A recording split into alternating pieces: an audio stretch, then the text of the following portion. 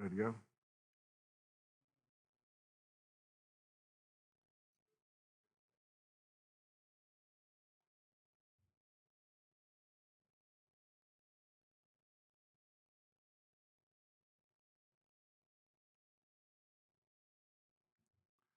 Good morning, everyone.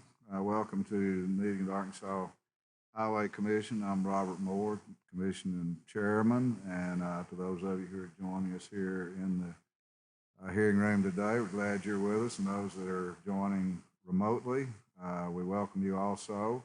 And joining us remotely is one of our commissioners, Marie Holder, who I see smiling on the big screen, so I guess everybody can see Marie. And since I've introduced Marie, I think I'll take time this morning to let the other commissioners introduce themselves, so those of you who are joining know who they are. Alec? Yes, Alec Farmer, Commissioner from Jonesboro.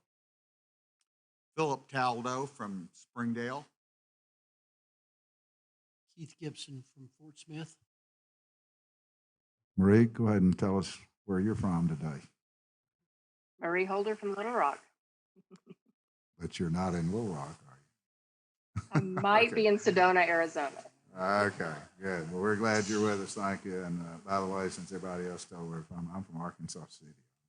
You all wanted to know that. We're going to get moving forward here, and I will remind everyone, since we are being broadcast today, and for those in the hearing room, to when you speak up, speak into your microphone. Remember to turn it off when you're not speaking, so we don't get any feedback, and we will move forward. As we have done in previous hearings, I'm going to ask for a motion to approve our minute orders by electronic signature and save us passing those around. So moved. A motion and a second. All in favor, say aye. Aye. We will do so. Next order of business will be approving the minutes from our last meeting. Everybody knows had a chance to review those. So if there's any comment, no comments, a motion to approve the minutes of the last meeting. I have a motion and second. All in favor Second. say aye. Aye. Aye. Have it. Motion is approved. Next, we will move on to our current minute orders. Dave, I think it's your show here. If you'll take up our minute orders, please. And as we have done in the past, as the minute orders are read, we've all had an opportunity, obviously, to read through them. If you have a question or comment regarding a minute order, if you will make your presence known on that particular order, and I'll recognize you and we'll discuss the order. Otherwise, I'll ask Dave to read it. If there are no comments, we'll move on to the next order as approved. Thank you. Go ahead, Dave. Thank you, Chairman. As always, minute order number 1, found on page 1, deals with the Purchasing Committee awards. This minute order ratifies actions of the Purchasing Committee. Minute order 2, found on page 10, AASHTO, the American Association of State Highway and Transportation Officials, are requesting the department's participation in fiscal year 2022 AASHTO Engineering Technical Services Program. Minute order 3, found on page 33, Act 1176 from 2013 enacted a 15% registration fee increase on certain commercial vehicles. This act provides for the first $2 million of that money collected to be set aside for the Commercial Truck Safety and Education Fund. Minute order 4, authorization to enter into agreement with the Arkansas Department of Energy and Environment, Division of Environmental Quality, to establish an annual fee for RDOT to obtain short-term activity authorizations for construction projects. Minute order 5, found on page 57. This has to do with a 2017 Strategic Highway Safety Plan, which identified the need for enhancing traffic safety analysis techniques and tools to determine countermeasures to improve safety. The department seeks to develop a state-of-the-art enabled roadway safety management system. On page 59, Minute Order 6, this minute order gives authorization to solicit and evaluate proposals and select qualified firms to supplement staff to perform on-call studies.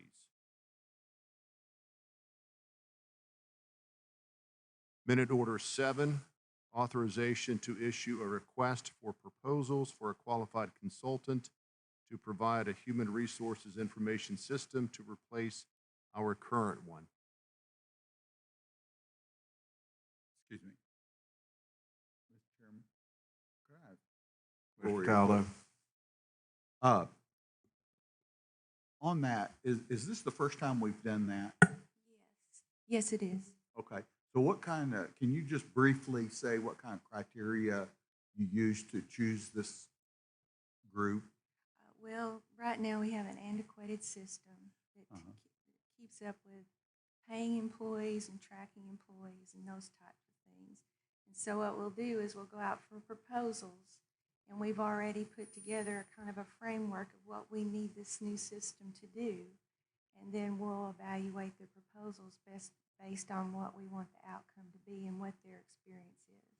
So do we have any experience with this company that we've chosen? We haven't chosen a company yet. Okay. We still have to This go is through. just allocating. This is just allowing us to go out for requests for proposals. Oh, okay. And My then- bad. Okay. I understand. Okay. Thank you. Okay, Minute Order 8, found on page 63, authorization to promulgate the amended rules for the Transportation-Related Research Grant Program to create the Transportation-Related Research and Workforce Development Grant Program. This is per Act 884 of 2021. Minute Order 9 on page 82, to promulgate the amended rules reducing the annual fee from $1,000 to $800 for permits for overweight vehicles carrying agronomic or horticultural products.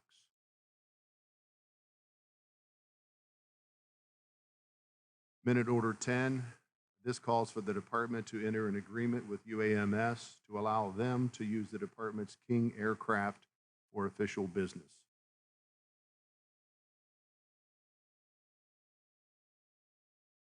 Minute Order 11, authorization to request and evaluate proposals and enter an agreement with qualified firms for an on-call construction manager and general contractor services. Minute Order 12 on page 115, authorization to change the character of property along Highway 5 in Saline County from a capital asset to highway right-of-way.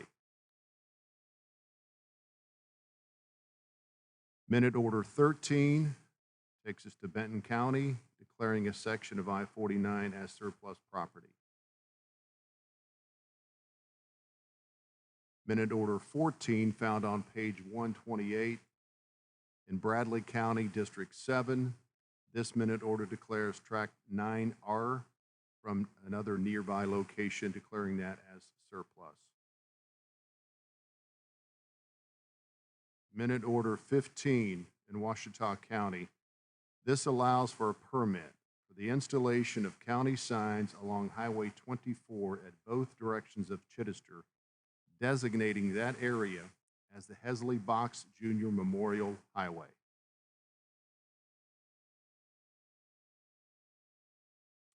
And finally, Minute Order 16. This calls for declaring the opening bids for the August 11th letting. That is it, sir. Thank you, Dave. Any further questions, comments from the commissioners? Mr. Chairman, Yes, sir. we kind of went through the first one before I got a chance to ask on the ASHTO fee. I was looking through the information there, and I was just impressed about how many different factors that they bring to the table and the technical assistance and things. Could you just kind of expound on that a little bit about all the things that we get in our being in the organization there with ASHTO and the other DOTs across the nation that share information and things like that? Absolutely. Of course, we belong to the American Association of State Highway and Transportation Officials, which is a national organization that just what we do is we share best practices. They provide expertise and technical assistance in a way that makes it a much more cost-effective. Every state doesn't have to go out and do their own research or their own technical support. We can do that as a group, all 50 states.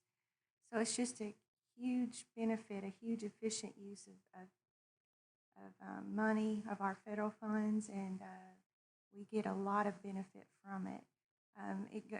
It spans the whole breadth of the department, from human resources to materials to maintenance, funding, all of it. We use it very extensively. I appreciate that. I thought this attachment was very useful and very informative of all the benefits that we get from it. I didn't realize there was as many benefits as there was. But like you said, it touches every aspect. Every aspect. It's very, very useful. Thank you. Mm-hmm. Okay, any other questions, comments? If not, we will move on to agenda item number 3, and I'll ask our Chief Financial Officer, Mr. Patton, to come up and give us a revenue update. Patrick? Thank you, sir. Good morning, everybody. I'll be reviewing the financial information for the full fiscal year, so to be reflecting all 12 months. The first slide shows our year-over-year revenue. The traditional sources were up 12.9 million, and when I mention traditional sources, it's your motor fuel, registration, permits, penalties, and other. Natural gas severance tax is ahead year-over-year, 3.1% or 3.1 million. And total revenues are up 11.9 million above last year. The next slide shows our budgeted versus actual. As you can see, we're up 34.6 million from motor fuel over budget. The budget numbers for motor fuel and pretty much mainly motor fuel were adjusted for COVID, what we thought would potentially be COVID. If we were to have had a non-COVID year from a budgeting perspective, it would have been around 286 million, just to kind of give you a perspective of what it would have been in a normal year. If you look at registration fees, we're up just a little bit. Overall revenue is up 30.8 million or 7.6%. On the next slide, we look at Act 416 budgeted versus actual.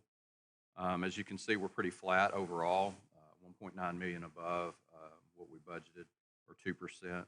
We did get the 35 million casino tax. Casinos were performing pretty strong toward the end of the year. The next slide goes over fuel consumption. If you look at gas consumption, we're up 17.4 million gallons, or 1.2%. Diesel's up 44.3 million gallons, and overall consumption's up 61.9 or 2.9%. If you look at the 12-month rolling average for fuel consumption, you'll see we're up about 2.8% or 2.9% over the previous 12 months on a rolling average. Moving over to the sales tax for the year. We ended the year strong, another 3 million positive variance from DF&A's projections. Leaves us at the end of for the year 28 million above DF&A's projections. I do have DF&A's projections for 2022 and 2023. They've updated the projections from, as you see on the slide, the 203 million that they had for 21. For 22, it's going up to 238 million. For 23, it's going up to 241. So their economists are seeing that it's going to continue to be strong. So Those are the numbers we'll start this next in July and next year, where those are the numbers we'll start comparing against going forward for this coming year. Since inception for the half-cent sales tax, as you can see, we're up 24.4 million or 1.67% since inception. And there's 2 more years on this program, which I just mentioned what the new projections were. So, Patrick? yes. Would you say that their projections, we started off the 1 cent or the half cent, and we were lagging behind, and it's kind of gradually picked up, and now we're 1% to good. In your expertise there in the financial world, would you say that's pretty good projection? I think it's a good projection. Obviously, overall, we're only 1% off, on the numbers that they've had so far. The numbers for the next 2 years are probably increased, one, because we had a great year based on their projections. But the goal is at the end of the program to be 0. And so, I wasn't too surprised seeing that their projections were going up. So I think as some of the staff or some of the executive management or commissioners have mentioned in the past, we could see kind of a cliff. We could see some negative numbers coming up because they've increased their projections. So, but you got confidence in their projection on that type of thing? I have a lot of confidence in Dr. Shelnut and his projections. Yeah, thank you. Any other questions? Not, thank you. Good report. Thank you. Okay, we'll move on to item number 4 on our agenda, and in accordance with past practice, which has worked very well, I will turn it over to our Director Tudor. I'm going to let you take it from here. Okay, thank you very much. Kevin Thornton, our Assistant Chief, he is an engineer, but he's our Assistant Chief of Administration, will give us an update on the Federal Highway and Transit. Thank you, Director Tudor. Mr. Chairman, Commissioners. I'd like to begin my report today with an update regarding the Infrastructure for Rebuilding America, or INFRA grant applications. Earlier this year, USDOT solicited applications for INFRA grants. Congress appropriated $1 billion for the 2021 program to be awarded on a competitive basis. Their focus areas were climate change, environmental justice, racial equity, projects that support economic vitality, projects that leverage federal funding, and the potential for innovation, as well as accountability and performance by the recipients of the grant funding. Our 3 applications, were submitted in March of 2021. The applications that were submitted were the Interstate 40 and Highway 59 Interchange Improvement Project in Crawford County, Interstate 55 corridor improvements in Mississippi County, and future Interstate 69 from Monticello to McGee in Drew and Deshay counties. Unfortunately, none of our applications were selected for funding this time. It is interesting to note that USDOT received 157 applications from 42 states. It was a total of $6.8 billion that were requested. 24 projects in 18 states were awarded funding. 8 of these projects were to state DOTs, 9 were to cities, 4 were to ports, 2 to counties, and 1 to a railway. So we'll look forward to the next cycle of applications, and we'll be ready for that. Congress, and now looking at our federal funding and the developments in Washington regarding the next highway bill. Congress and the President continue to debate infrastructure funding. At your last meeting, I mentioned that there were 7 plans under consideration. Since then, 2 of these plans have risen to the top. The 2 plans are the Senate bipartisan G21 plan, or Group 21 plan of 21 senators, and the House Invest Act. And at this time, there's still a lot that we do not know.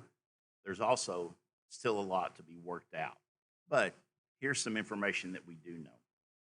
Regarding the Senate bipartisan G21 plan, the president and this group of senators have agreed on a framework for the plan.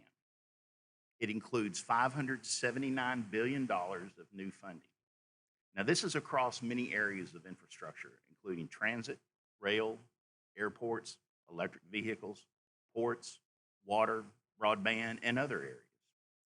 Specifically, it increases funding approximately 30% for roads, bridges, and safety. When you combine the new funding with existing baseline funding, it totals $1.2 trillion over 8 years. Last week, the Senate actually held a vote on an early bill based on the framework. It, however, failed. But they're still negotiating. And even this morning, there's quite a bit of discussion about this in Washington. So we'll see where the Senate goes on this with the president. Turning our attention to the House Invest Act, this bill has already passed out of the House. When you combine the Invest Act's new funding with existing baseline funding, it totals $715 billion over 5 years. Now, it may sound like the Invest Act is a lower level of new funding. Please do not miss that this is for a shorter period of time. It actually increases funding approximately 37% for roads, bridges, and safety. There has been a great deal of movement in Congress, between Congress and the president, to reach an agreement, but there's still a distance between the two, and that's what they're working on. The Congress and president have 64 calendar days remaining before the FAST Act expires at the end of September. When you take into account that the congressional recess in August, the president and Congress have even fewer days left to reach an agreement before the end of September. So we'll be watching this closely to see how this issue develops, and we'll report to you as soon as we have anything to let you know about. That concludes my report, Director. Thank you, Kevin. Great report. We're looking forward to seeing what happens in Washington, D.C. I will say that I had the opportunity to sit on a panel Saturday with consultant engineers in the Deep South. And I was in this panel with Louisiana DOT, Alabama DOT, and Mississippi DOT. And one of the questions was, whatever comes out of Washington on this infrastructure package, is your state prepared to match the federal money if there is a significant increase in federal money? And I was very proud to say, based on the leadership of our commission, the governor, the legislature, and the citizens of Arkansas, with the passage of Issue 1 in November 2020, we are prepared to match any kind of infrastructure with increased funding. So that was a proud moment for me at that panel. I just wanted to let you know. So it's moving along. A consultant selection. We went out.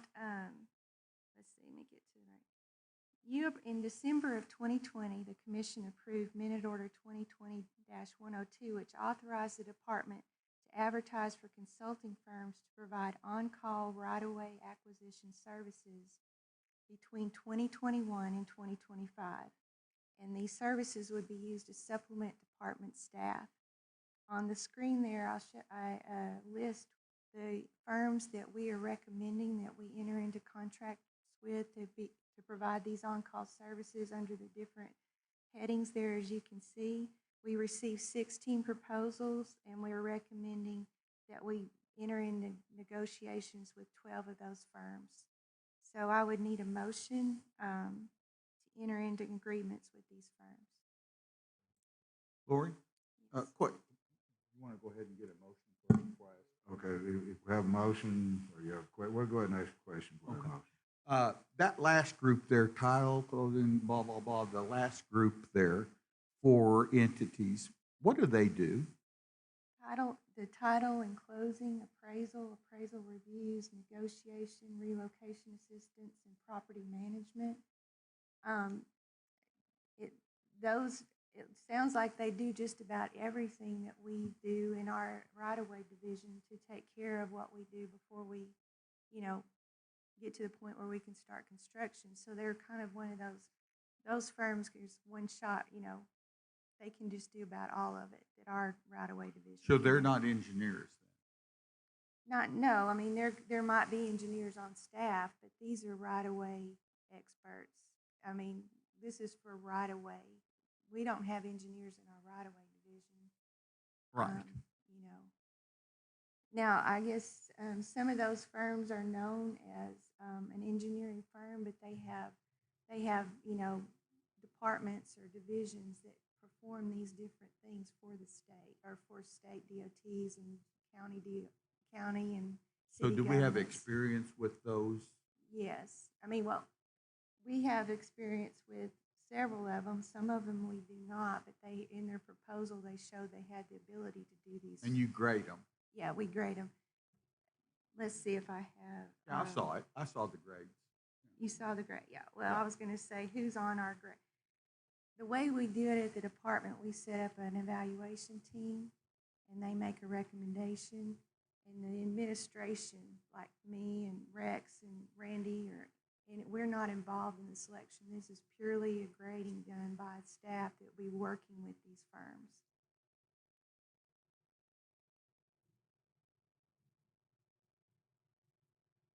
And this is just in addition to what the staff does? Right, it's to supplement our staff. Right. Okay, that's all. Thank you. Okay, thank you. Okay, but no further questions. Have a motion to approve the director's recommendation. Have a motion from Commissioner Gibson, second. I'll second. Commissioner Farmer, all in favor, say aye.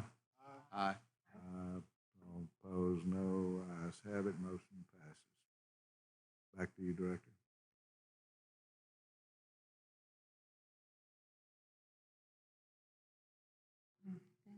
The next recommendation we have is because in July 2019, you approved minute order 2019-078, which authorized the department to advertise for requests for proposals for a progressive design builder, which is part of our alternative delivery program. It was for job 110-652, which is an interchange in West Memphis, the Interstate 40, Interstate 55, and Highway 77 interchange, also known by locals as the Malfunction Junction. And so this was a great project to bring in innovation and to bring in a perspective from the contractor and other things like that. This is just a tailor-made project for a progressive design build contract. We received 4 proposals, and they were reviewed, and the staff has recommended selecting Key LLC out of Madison, Mississippi as the lead contractor to perform these progressive design build services. I will mention that Garver Engineers is on their team to provide the engineering expertise needed for this project. With that, I need a motion to authorize the department to enter into a contract with Key LLC of Madison, Mississippi as the progressive design builder for job 110-651. So moved. All right, have a motion, second. Second. Motion is second, all in favor, say aye. Aye. Opposed, no. Ayes have it, motion approved.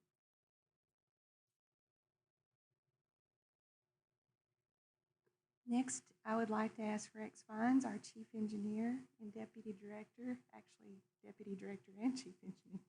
What's your title anyway? He's going to provide an update on the I-40 Mississippi River Bridge. Thank you, Director. As you all well know, on May 11th, 2021, the I-40 Mississippi River Bridge, or the Hernando de Soto Bridge, was closed due to a fracture on a member during an inspection. On May 17th, in accordance with the memorandum of agreement between Arkansas DOT and Tennessee DOT, TDOT is the lead agency in handling major maintenance and/or construction contracts involving this bridge. On May 17th, TDOT selected Kiewit Construction to make the repairs to the bridge. within hours of finding the fracture or it being discovered, a team of bridge experts began developing a design to make the repair. The repair consisted of a phased approach. Phase one of the repair was to stabilize the fractured beam so that permanent repairs could be addressed. This was completed on May 25th, and I'd point out that's just 14 days after the discovery. The second phase of the repair included the removal of the fractured portion of the beam and replacing it. And you'll see on the slide there, that's the section of the beam that was extracted on July 6th. As the design, manufacturing, and preparation for the work was happening to complete phase two, the bridge was being thoroughly inspected. A portion of the inspection included ultrasonic inspections of the over 500 welds to determine if there was potential issues that were not yet visible to the naked eye. The ultrasonic inspection revealed areas that contained inconsistencies, and as a result of these inconsistencies, a new phase was added to the repair process. On July 9th, phase three began. Phase three consisted of adding 17 plates to supplement the areas discovered in the ultrasound. And I'm happy to report that the plating portion of phase three is in place. TDOT is performing load testing on the bridge while monitoring strain gauges this morning to ensure that the bridge is reacting as expected. And the contractor will be demobilizing and adding the finishing touches immediately. The current schedule or plan is to open the eastbound lanes to traffic early Monday morning. And then following later in the week, as work is completed, the westbound lanes will be opened up later this week or next week. The current cost estimate for the repairs, the design, and the inspection is $9.5 million to be shared between RDOT and TDOT. That's the end of my report, and be happy to answer any questions. Would you address the procedure that's going to be in place to do the forensics on the fractured portion of the bridge? Yes, we have, the portion that's fractured has been sent to a forensic analysis expert to run metallurgy reports to determine how old the crack was, what they believe caused the failure of the crack to occur. And so we are still waiting for the final report on that. Thank you. Chairman, you said this in your report. I just want to restate it again because there's been a little bit of confusion. Some people contacted me about the additional 17 plates. Yes, Those sir. weren't cracks. No, sir. We were going the extra mile doing the ultrasonic testing, and we found internally in the beam that there was signs of deterioration or weakness possibly. Is That's accurate. there weren't 17 other cracks in the beam. That's accurate. The ultrasonic, I don't know if you've seen these, but they basically show a variation in the color as they go across these welds. And if there was a variation in color that could not be explained, we weren't sure how the beam would react in time. So to supplement that, we've added plated just to supplement it, as an added strength. So we've done things that we were going to have to do in the future at some point in time. We've kind of addressed a lot of those future maintenance issues with this. Yes, sir. With this work. Yes, sir. Thank you.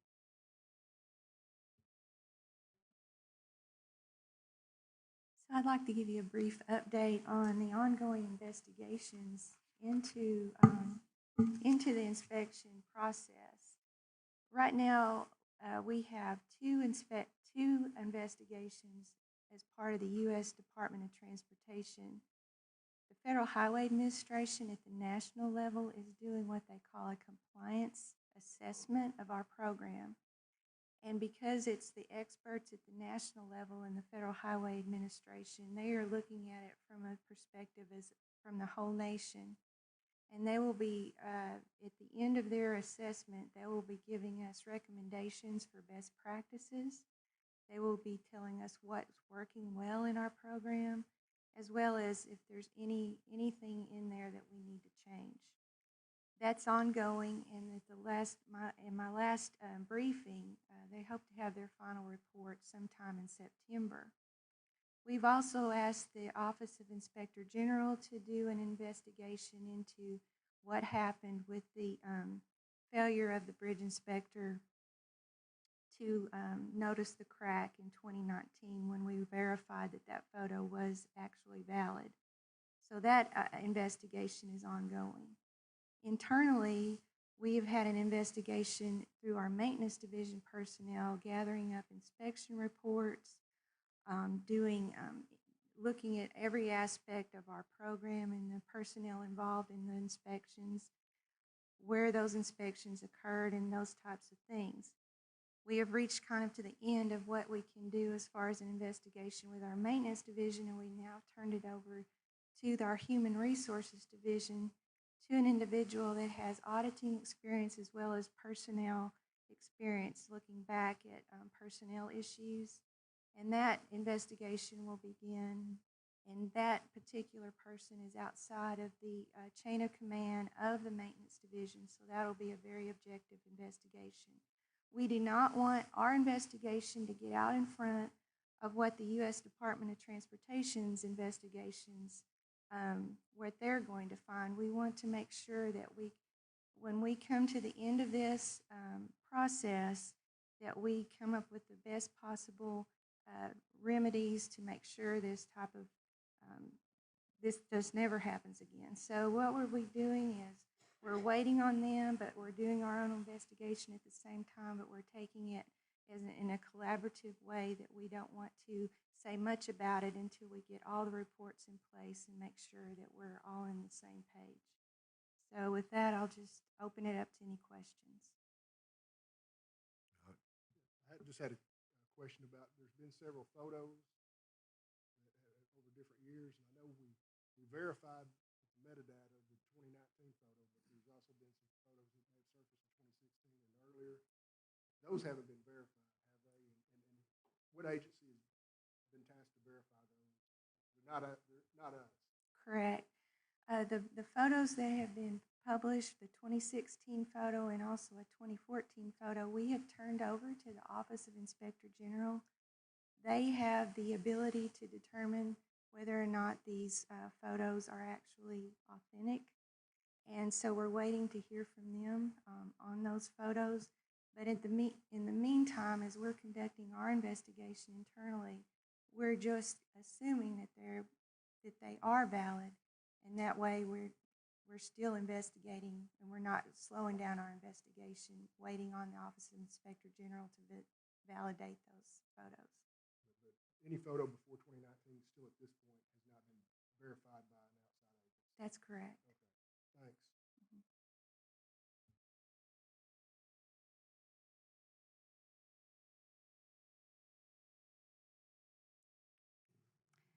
Okay. Mr. Chairman, Yes, sir. Lori, let Commissioner me, Gibson. let me make a comment if I might. I've been following this, of course, from day one, and I'm no bridge builder or inspector or what have you. But I'm amazed as a citizen, let's say, at how quickly you were able to get this work done. I had people tell me that bridge would be closed anywhere from 6 months to a year. And to think that you guys, as I watched this on a daily basis, it just appeared to me to be a huge undertaking. And to think that you got this bridge back open, if it does open next week, in less than 3 months, I think you're to be complimented for that. And I just want to say, personally, I think you did a great job well done on getting this work done in such an expedited fashion. Good job. Well, thank you, but we have to say that TDOT was the lead, and they did an excellent job. And we provided support, and our staff worked very, very hard, long hours, lots of phone calls every day. There's been a huge effort by our DOT employees, but TDOT was the lead, and they've handled this beautifully. Credit where credit is due. Lori? Right here. I've got just a question about, during this process, I read that the steel that was used to repair the bridge was originally for the 30 crossing project. And has the fact that we had to take some of that steel and use it over on the Memphis Bridge, will that affect the time outcome of the 30 crossing project? No, sir.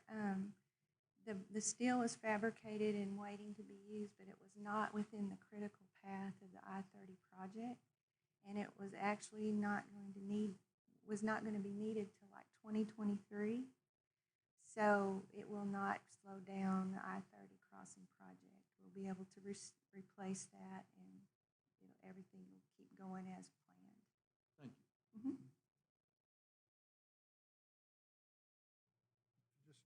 I had one more question, sorry. We've got several different agencies doing investigations with OG, the Federal Highway Administration. Do we have any general idea of the date that this will be wrapped up?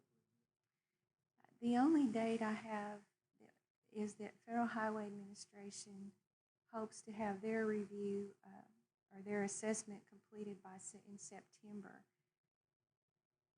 I see Vivian Wong's here. She's our Arkansas division administrator. Is that right? Anyway, she's the head person at FHW in Arkansas. Is that still the timeline, Vivian? Okay. So that was the last I heard, and it still holds true. So hopefully we'll have that at the end or sometime in September. I cannot speak to Office of Inspector General. Thank you. Thank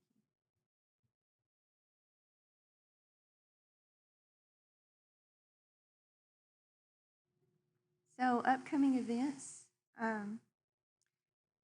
There's a SASHTO, which is the Southern Association of State Highway and Transportation Officials annual meeting that begins July 31st and goes through August 4th. We're scheduled to go to that. It's in Orlando, Florida. We have, then you can read this for yourself. We have a couple of speaking engagements and just little things going on, nothing much. So with that, I guess our next commission meeting will be September 15th. Same time, same place, and that's the end of my report. Very good. Any further questions, comments from commissioners? Anyone in the joining us here in the audience? Any comments? Pretty good show today, 50 minutes. Okay, Noel? Yes, sir.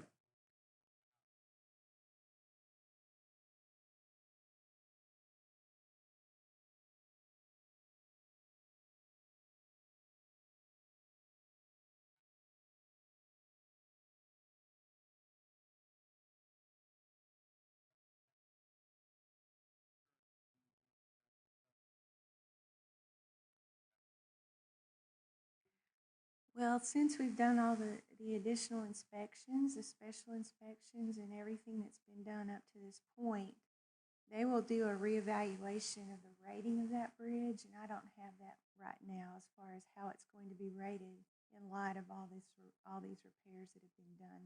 That information isn't available at this time. But I think the assurance to the public will be that we've had national experts with HNTB and Michael Baker, Federal Highway Administration.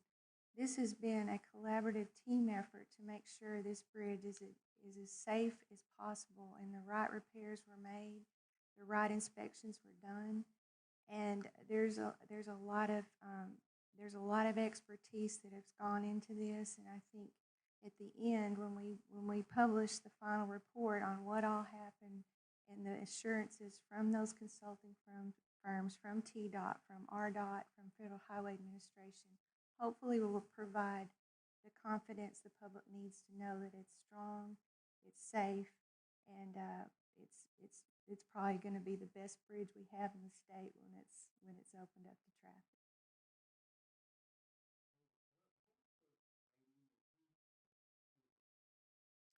Well, and I guess for Arkansas, the rating is done by our bridge rating section. And we do the inspections, and these inspection reports are extremely detailed. All that information goes into a process where we rate the bridge based on all the different members.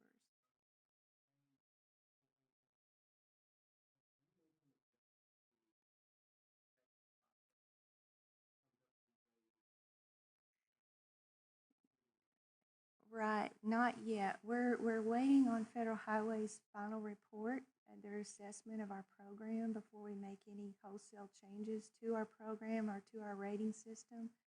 And I will say that Tennessee will be rating this bridge as well, using their processes and their staff. So we'll have a rating from both TDOT and from RDOT. We will do our rating, and we're going to implement, whatever Federal Highway says we need to do better with our inspection program and our rating program. Those will be implemented, but it's really kind of early to tell exactly what those changes are going to be until we get that final report from Federal Highway.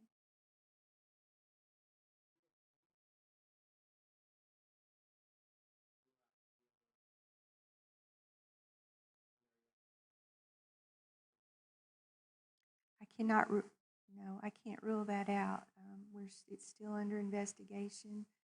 The disciplinary action we've taken to date was based on hard evidence, and now we're working to make sure there's no other disciplinary action that's needed. We're doing a very thorough investigation, but it's still under investigation, and so no, it hasn't been decided yet if that's where it will end or if there will be additional disciplinary. Lori, one last thing. Okay. I just want to commend the department and you in particular for the transparency that has become more and more evident, especially through this bridge thing, in dealing with things over the past year and a half, and not just what the department is willing to put out, but Dave and his group putting things out on Twitter, on Facebook.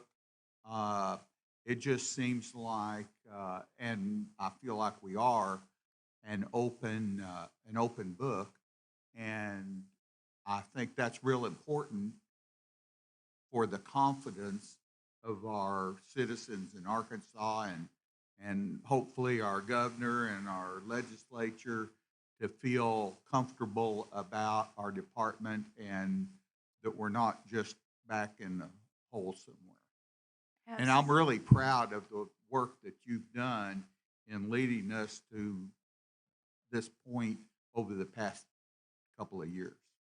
Thank you very much. And I really believe, and the staff believes with me, that transparency and accountability is the way to gain public trust and respect. And that's our goal, and we will continue forward that way. Do you have something else, Noel?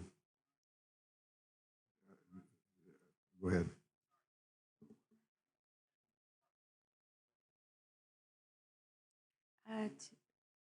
To date, we've paid our own consultant that's been doing those special inspections, the weld inspections, the ultrasonic weld inspections. We've been paying them directly, but I don't think we haven't cut a check to TDOT yet. We're waiting for the final bill, and then we'll cut that check for them and pay our share.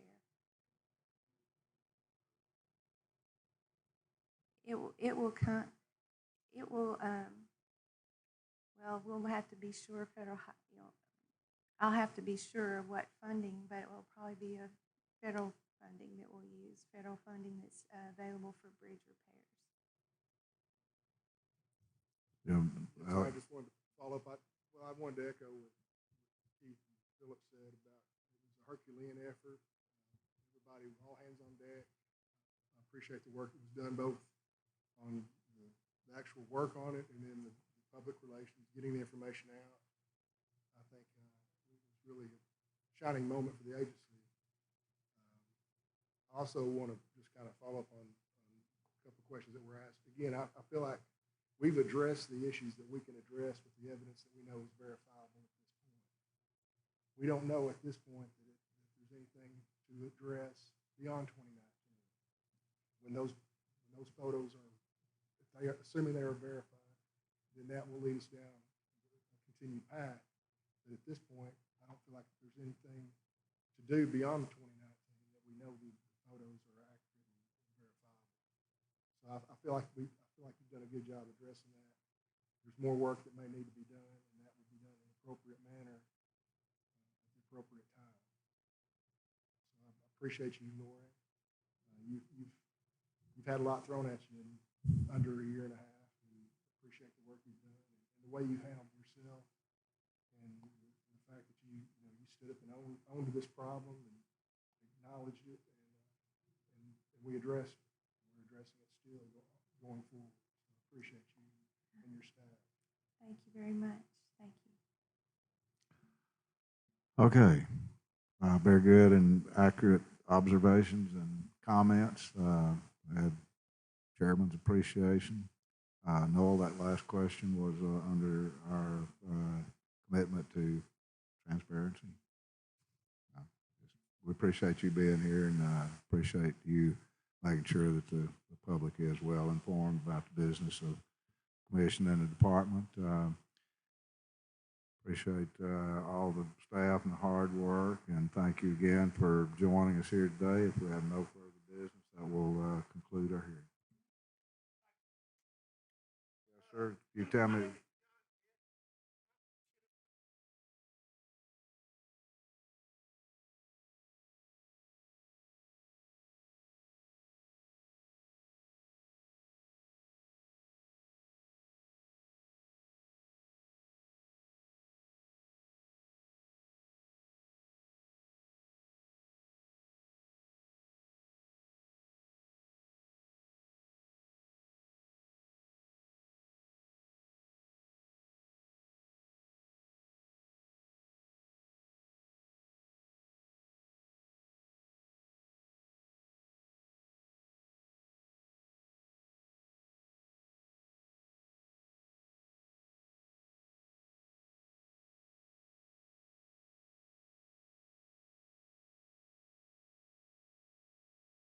Yes, sir. Well, thank you for being here with us today, and we appreciate you and the folks in Chittister and making the effort to honor Sergeant Box, and we wish you all the very best and the family the best.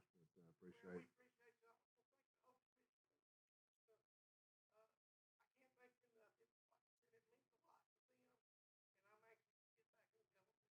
Good deal. We wish them all our best, and thanks for being here, and thanks for speaking up. Yes, sir.